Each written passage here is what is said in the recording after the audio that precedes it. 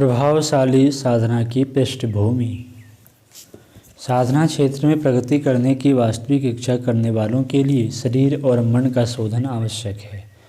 धुले कपड़े पर ही ठीक तरह रंग चढ़ता है।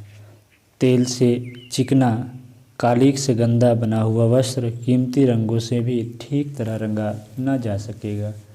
यही नियम अध्यात्म मार्ग में भी चरितार्थ होता है। अन्नमय कोश, मनोमय कोश, प्राणमय कोश, विज्ञानमय कोश, आनंदमय कोश के अनावरण के लिए पंचकोशीय उच्च स्तरीय गायत्री उपासना आवश्यक है।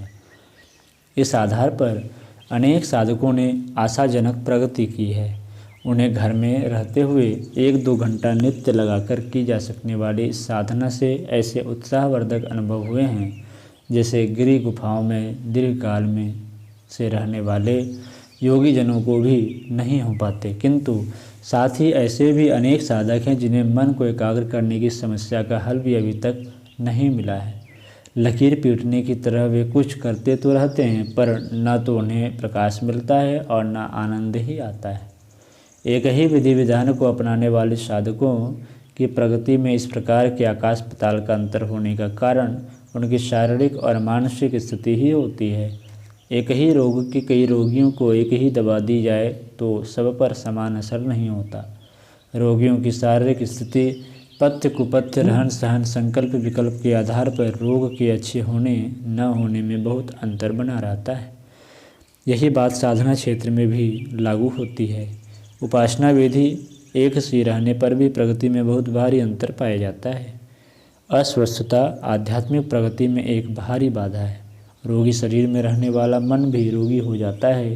रोग के कारण शरीर में होते रहने वाले कष्टों की तरह विक्षुब्ध मन में भी अनेक प्रकार के उद्वेग उठते रहते हैं। उछलते हुए पानी में सूर्य का प्रतिबिंब दिख नहीं पड़ता, उसी प्रकार अशांत मन में स्थिरता, एकाग्रता स्थिर नहीं रह पाती। ऐसी दशा में साधनात्मक आनंद एवं प्रगति से वंचित रहना पड़े तो इसमें कुछ आश्चर्य की बात नहीं है। शरीर के समस्त रोगों की जड़ अपच है। पाचन तंत्र में गड़बड़ी आने से पेट में सड़न उत्पन्न होती है, वायु का प्रकोप बढ़ता है और रक्त में अशुद्धता भर जाती है। यह अशुद्धता जिस अंग में जड़ जमा लेती है वहीं रोग के लक्षण प्रकट होने लगते हैं। बीमारी किसी भी अंग में क्यों ना हो, उसका नाम रूप कुछ भी क्यों ना हो, वस्तुतः वह अपच की ही प्रतिक्रिया होती है। बिगड़े हुए पाचन तंत्र को सुधार करने में संसार की समस्त चिकित्सा प्रणालियों की अपेक्षा प्राकृतिक चिकित्सा ही आज अधिक सफल हो रही है। चांद्रायन व्रत प्राकृतिक चिकित्सा सिद्धांत का अत्यंत उत्कृष्ट स्वरूप है। उसमें मनोविज्ञान और अध्यात्म का भी समावेश होने से न केवल शरीर का वर्ण, मन एवं अंतःकरण का भी परिशोधन होता है। चांद्रायन व्रत की पद्धति को हम और भी अधिक वैज्ञानिक बना रहे हैं। उपवास के साथ साथ एनिमा, पट्टी, मिट्टी की पट्टी, वाष्प स्नान, कठि स्नान, सूर्य किरण चिकित्सा, मृत्यु कालेपन आदि पंचकर्मों द्वारा पेट ही नहीं वरन शरीर के अन्य अंगों का विशोधन होता है। और देखा यह गया है कि 1 वर्ष तक किसी सुयोग्य चिकित्सक की औषध चिकित्सा करने की अपेक्षा 1 महीने के चांद्रायन व्रत से कहीं अधिक लाभ होता है। शांतिकुंज में वर्षों से यह प्रयोग चल रहा है। हजारों व्यक्ति वैज्ञानिक पद्धति का चांद्रायन कर चुके हैं। उन्हें जितना लाभ हुआ है उसे देखते हुए इसे आरोग्य की दृष्टि से एक जादू ही कहा जा सकता है। इंद्रियों पर संयम चांद्रायन व्रत में अनिवार्य है। आस्वादन, ब्रह्मचर्य आदि नियमों का पालन करने से मन की चंचलता दूर होती है। आत्मनिरीक्षण करते हुए अपने गुण, कर्म और स्वभाव में घुसी हुई त्रुटियों को देखना, समझना, भूलों पर पछताना, उनके लिए आत्म प्रताड़ना एवं प्रायश्चित करना मन की शुद्धि का सर्वोत्तम उपाय है। चांद्रायन व्रत में पूरे 1 महीने यही मानसिक क्रिया करनी पड़ती है। जो पाप बने हैं उनसे हुई सामाजिक क्षतिपूर्ति के लिए कोई पुण्य प्रयत्न सोचना पड़ता है, जिससे उत्साह एवं संतोष से पाप का दुख एवं असंतोष दूर हो सके। इस प्रक्रिया को अपनाने से मनोभूमि की शुद्धि अवश्यंभावी है। चांद्रायन व्रत करने वाले का मन भी शरीर की भांति ही निरोग रहता है। अशुद्ध मन में अनेक मानसिक बीमारियां एवं विकृतियां भरी रहती है, जिसके कारण लोग प्रायः मूर्खतापूर्ण कार्य करते हैं और आधे पागल जैसे बने रहते हैं। चांद्रायन व्रत करने के उपरांत प्राप्त होने वाली मानसिक निरोगता से अनेक व्यक्तियों के स्वभाव एवं दृष्टिकोण बदलते देखे गए हैं।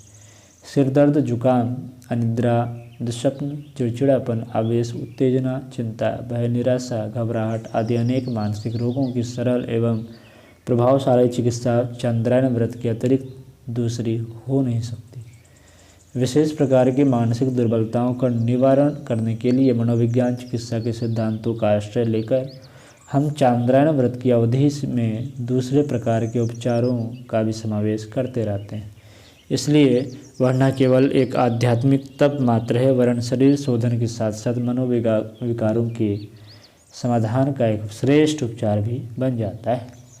पिछले दिनों इस प्रकार के सैकड़ों प्रयोगों में सफलता प्राप्त करने के उपरांत हमारा सुनिश्चित विश्वास यह हो गया है कि आत्मिक प्रगति के लिए आंतरिक भूमिका की आवश्यक तैयारी के लिए चांद्रायन व्रत कितना आवश्यक है, उतना ही वह शारीरिक और मानसिक दोषों को सुधारते हुए लौकिक जीवन में सुख शांति का मार्ग प्रशस्त करने की दृष्टि में से भी उपयोगी है।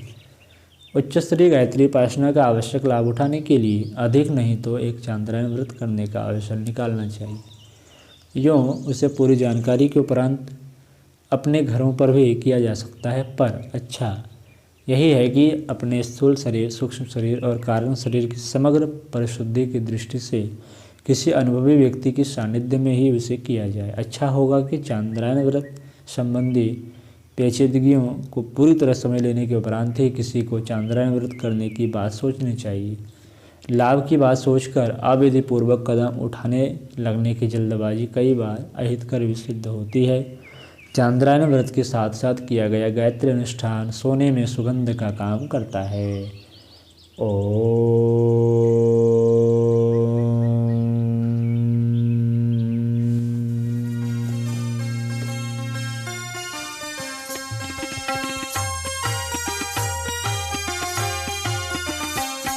चलो गुरुदेव के सपने सजाने की शपथ ले लें।